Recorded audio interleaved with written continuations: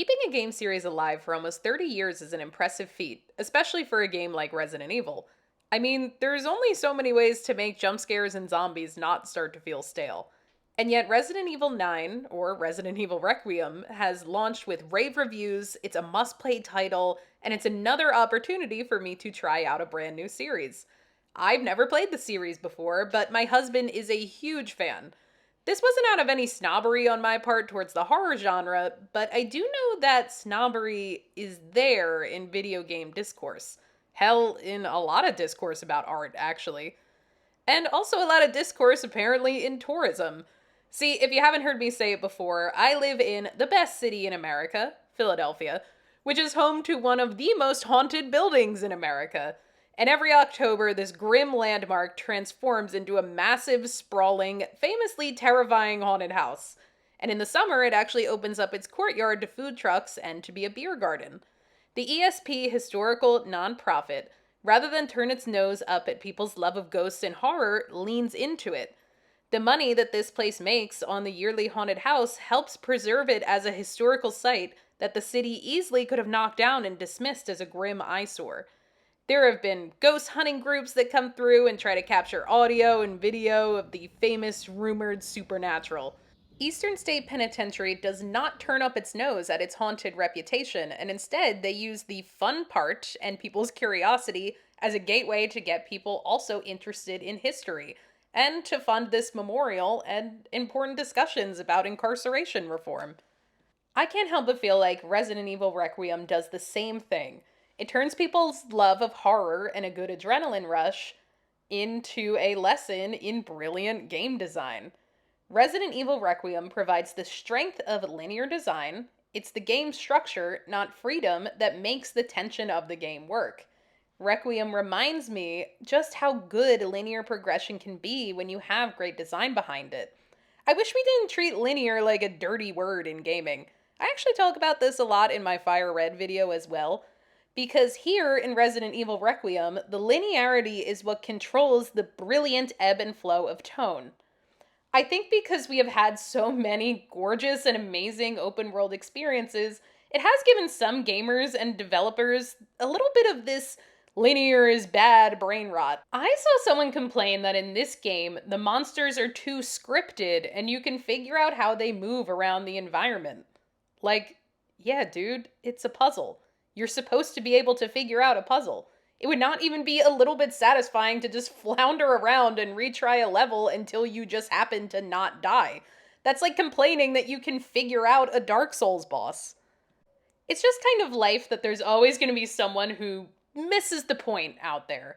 Like when Denny and I were walking around Eastern State Penitentiary, we overheard a man speaking to his wife, and she commented on how horrible it must have been for the people incarcerated here, and his response to her was, well, that's why you don't murder people.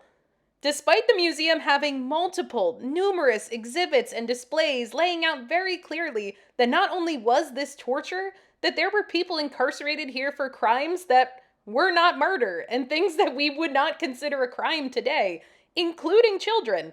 Like, sir, that is what you took away from this experience? I digress. Let's get back to the game. But I will keep showing footage of Eastern State Penitentiary throughout my review. If you didn't know, Resident Evil Requiem jumps between two protagonists with slightly different playstyles as you move through the story. While you can shift perspective if you want to, Grace plays as first person, horror survival with FPS elements and stealth elements, and Leon plays as a very shooty action guy. It's a risky design choice that ends up working brilliantly. See, if done poorly, I can see a reality where changing perspective and style completely cuts the tension and the tone. Instead, what I found was that getting to play as Leon was a fun release of tension that was brilliantly built up while I was playing as Grace. I feel like if you were just in a constant state of playing as Grace, you'd probably get bored of being scared pretty quickly. Your body and your brain would adjust to it a few hours in, and the only way to stop that from happening would be to throw in some non-horror missions that would probably just feel like a slog in comparison and slow down the story a lot. If you were only playing as Leon, you'd maybe feel so overpowered with your guns and your action moves that you never actually got scared, and it would just feel like a generic shooter. By allowing these two playstyles to flow into one another with such good timing, you never really get sick of one or the other. Each one feels like a reward for completing the one before it.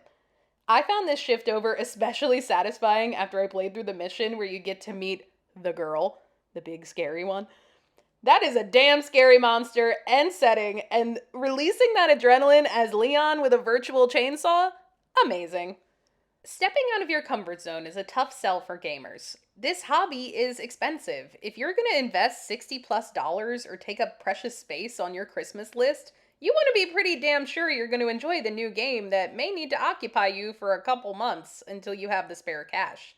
I understand how we end up pigeonholing ourselves into a couple of genres, developers, or series. Resident Evil is one of those long-standing series that's a household name, at least if you've been a gamer since the 90s like me. I was a little intimidated by the idea that I'd be jumping in blind to what is the 9th entry in a story-based series and a horror game. I'd actually been given the warning that I wouldn't understand half of what was going on, more than likely, but I didn't pay it much mind. After all, game series span literal generations, and there's no way that these games would be designed to have a barrier to entry for newcomers rather than trying to get the newcomers on board. I'm glad I didn't pay that warning any mind. I have no issues following the story here at all. There's a man zombifying people, Leon works in biohazard control, Grace is in the FBI and has a traumatic backstory. Got it. As someone who has watched and read plenty of sci-fi and fantasy that sometimes sounds a little bit like the Zoodleborps have blockaded the trade routes for the Zemobeeps and allied themselves with the Zambonis in order to florp the Flugels. This was kind of a cakewalk. Hey, first Dune movie, I'm looking at you. On top of that, it's been a long time since I played a good old-fashioned shooty shooter. I had an Xbox One in college, and it felt like that was the only option available to me.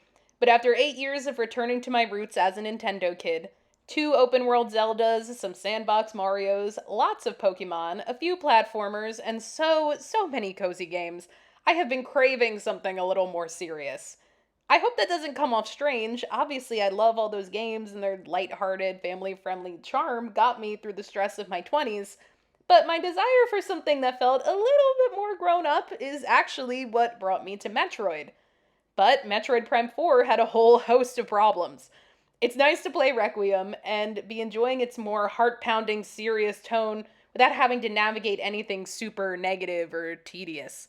You can just say, Resident Evil Requiem is great, and there's no asterisk next to it. It's just great. The truth is, I'm also not really a horror gal. I don't hate it, but I don't really seek out horror games or movies very much. I don't love gore, and if there's anything I don't find very effective about the horror in this game is that there is a lot of gore. Nothing I was too squeamish for. Oh my god, except for this one scene where Grace has an IV in her arm and has to navigate some action. That gave me the heebies. Yeah, so I once had a nurse stick me with a needle trying to draw blood over and over and over again for about 20 minutes because she just couldn't get it right. This was all happening at 3 in the morning, and at that point I had had an IV in my arm for about 36 hours. So I'm not surprised that that scene gave me the heebie-jeebies. If you would like me to figure out how to incorporate the story of my emergency gallbladder removal into a video about Nintendo games, let me know down in the comments. I think this game is going to be a lot of people's introduction to the series, like myself, because it's also capturing the Switch 2 audience at an advantageous time. There are enough console sellers out now that a great number of people have bought it, but there's also a bit of a 2026 drought coming up, with not many titles announced for the next couple months. We all love Pokopia, I feel like I've been saying it in like every video, but we're also all gonna need something new to play, and I think the linear style is gonna feel really refreshing to a lot of people. If I do have a complaint about this game, it's that they seem a bit unfocused on what they want our perception of Grace to be. Like, on one hand, she's this awkward, stammering mess who seems to be too nervous to look people in the eyes, but then we're also supposed to believe that she's an FBI agent competent enough to get chosen for a difficult case. I found it frustrating that they had multiple scenes early on of her literally saying things like, I don't know what to do, and seemingly not being able to handle herself despite the narrative telling us that she was specifically chosen and trusted for a dangerous situation, even when the director knows she has trauma associated with it. It feels kind of dumb in an otherwise rather smart game that she'd be sent into such a situation by herself. We do get to see her handle herself better later, but then it just felt inconsistent with the character we'd originally been presented with. This might have worked better if she just wasn't in the FBI to begin with.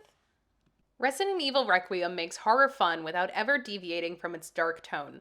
Like I said earlier, you're always getting actionable payoff from the tension that is built up.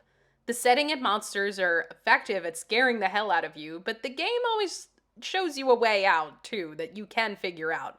Even if you don't execute it perfectly and end up dying a few times, you know that that light at the end of the tunnel is attainable. The fun comes from your reaction to the game, not the game ever babying you. The fun comes from when you start audibly hooting and hollering on the couch while running from a monster, and that relieved laugh that comes over you when you know you've made it. All of these feelings come organically from the player based on the tone set by the game. I feel like a lesser game would have felt the need to have your player characters say some kind of stupid joke or Marvel quip during those moments of relief, but the characters never get that euphoric rush that the player is getting. It never breaks its own tension by looking at the audience and being like, "Don't worry, everything is okay now." And even when Leon does throw in a corny joke, it's usually during a cutscene. I fear that the popularity of things like Five Nights at Freddy's and Slender Man tainted people's impressions of horror games for a while. As in, it felt like the horror genre got blown off as that game that makes all the streamers go, "Ah!" and assuming that all horror games rely on cheap jump scares that get old. I'm sure it's easy to make a horror game, but I'm sure it's really hard to make a great one. Resident Evil Requiem is a great one, and I'm glad it was my introduction to the series, even if I do think the name Raccoon City is a little ridiculous. Interest in horror or the more macabre aspects of life can be a powerful tool to help people go from someone that's looking for a thrill to someone that's really appreciating a piece of art or history. And I'm happy to see games like Resident Evil that attract people to a genuine piece of art by using their love of horror. I'm happy to see places like Eastern State Penitentiary that embrace the ghost stories and allow people to have fun while also teaching them some important lessons about United States history. It's perfectly okay to just admit being scared is fun. Horror is fun. Ghost stories are fun. What do you guys think? Do you agree with me about this game? Did you like seeing some shots of this incredibly spooky landmark? Let me know down in the comments what you thought of Resident Evil Requiem and if it's a good introduction to the series, and I will see you all next time. And if you're ever in Philadelphia, you should check out this real-life haunted house, whether or not the fake haunted house is set up or not.